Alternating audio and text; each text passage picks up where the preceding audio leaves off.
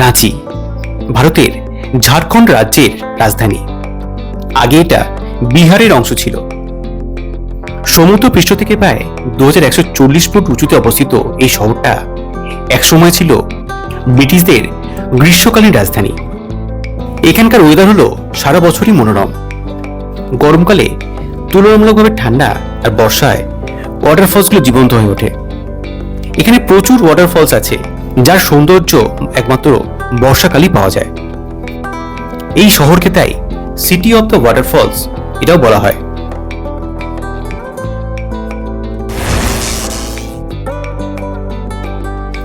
এই রাঁচির সবচেয়ে বড় জলপ্রপাত হচ্ছে হুন্ডুর ফলস।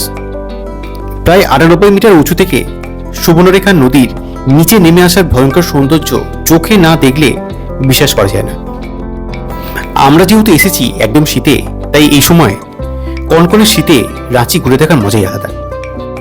এখন যদিও এই ওয়াটারফলসগুলোতে সেরকম জল নেই।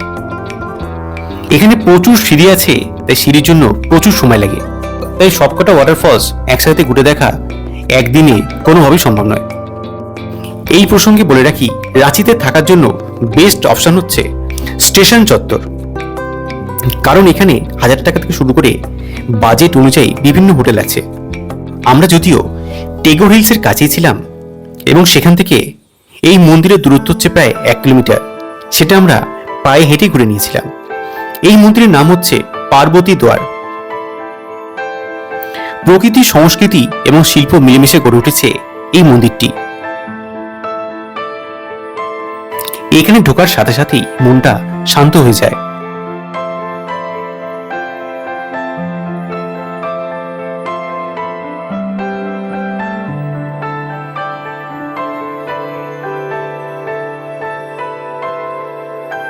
বাতাসে যেন ভাসছে ভক্তি আর প্রশান্তি। মন্দিরের স্থাপত্যে রয়েছে ঐতিহ্যবাহী নকশা আর দেবদেবীর সুন্দর মূর্তি।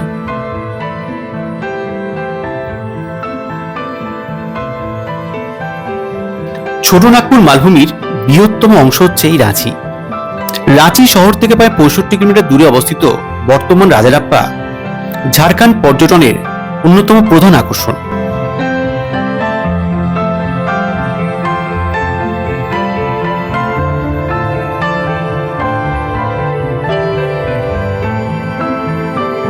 রামগড় জেলার ছোট্ট শহর রাজরাপ্পা, আর এখানেই অবস্থিত এক অনন্য শক্তিপীঠ মা ছিন্নমস্তা দেবীর। পাহাড়, নদী আর জঙ্গলের মাঝে রয়েছে এই দেবালয়, যেখানে ভক্তি, বিস্ময় আর আধ্যাত্মিকতা মিলেমিশে রয়েছে এক সুরে। মন্দিরের স্থাপত্য অত্যন্ত প্রাচীন, আর লোককথা অনুসারে এই মন্দির 10ম শতাব্দী অথবা তার আগেও নির্মিত। এখানকার দেবীর মূর্তি পাথরের তৈরি এবং দেবীকে এখানে স্বহস্তে মুন্ডহীন অবস্থায় পূজা করা হয়, যা ভারতের অন্য কোনো সতীপীঠে দেখা যায় না। পুরাণ মতে একদিন দেবী পার্বতী তার 2 সখী দক্ষিণের বন্যীর সাথে স্নান করছিলেন। হঠাৎ 2 সখী ক্ষুধায় কাতর হয়ে দেবীর কাছে খেতে চান। তখন দেবী তার নিজের শক্তি প্রকাশ করেন, নিজের মাথা নিচু হাতে ছিন্ন করেন।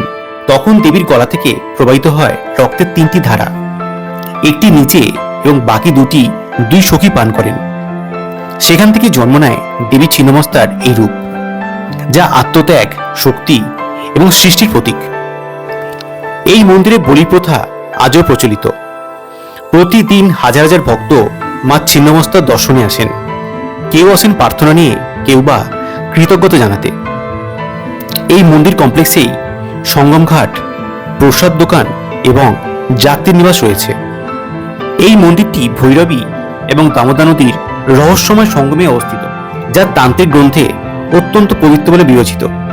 এই নদীতে নৌকা ভ্রমণের ব্যবস্থাও আছে।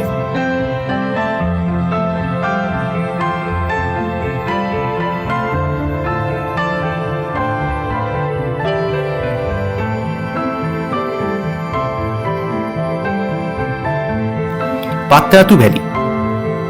পাত্রাতু ভ্যালি হচ্ছে রাঁচির কানকে রোডে অবস্থিত। প্রকৃতি, পাহাড় আর আঁকাবাঁকা রাস্তার মেলবন্ধনে তৈরি এই জায়গাটা সত্যি স্বর্গের মতো। রাঁচি রেলওয়ে স্টেশন থেকে প্রায় 35 কিলোমিটার দূরে এই ভ্যালি অবস্থিত। এই ভ্যালিটি তার প্রাকৃতিক সৌন্দর্যের জন্য বিখ্যাত।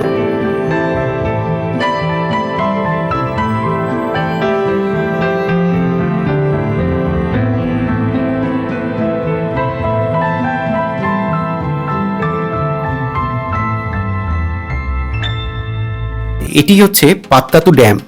এই ড্যামের নীল জল আর চারপাশের সবুজ পাহাড়, এই দৃশ্য দেখলে মন নিজে থেকেই শান্ত হয়ে যায়। পরন্ত সূর্যের আলো জলের ওপর পড়লে দৃশ্যটা আরো মনোমুগ্ধকর হয়ে ওঠে। পাহাড়ের গা বেয়ে চলা আঁকাবাঁকা পথ, একদিকে গভীর উপত্যকা আর অন্যদিকে সবুজ পাহাড়, প্রতিটা মোড়ে যেন এক নতুন ছবি। এই রাস্তা দিয়ে যেতে যেতে মনে হবে প্রকৃতি যেন নিজ হাতে ছবি এঁকেছে। এই রাস্তাটা হেয়ারপিন বাঁকের মতো, যা বেশ রোমাঞ্চকর। পাহাড়ে ড্রাইভিং করার একটা ট্রায়ালও বলা যেতে পারে।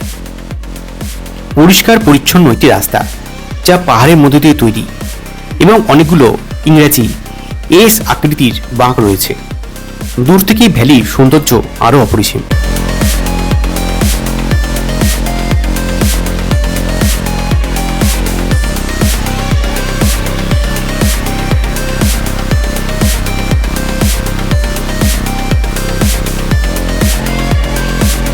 এই পাত্তাতু ভ্যালি ঘোরার বেস্ট টাইম হচ্ছে শীতকাল, আপ টু হচ্ছে ফেব্রুয়ারি।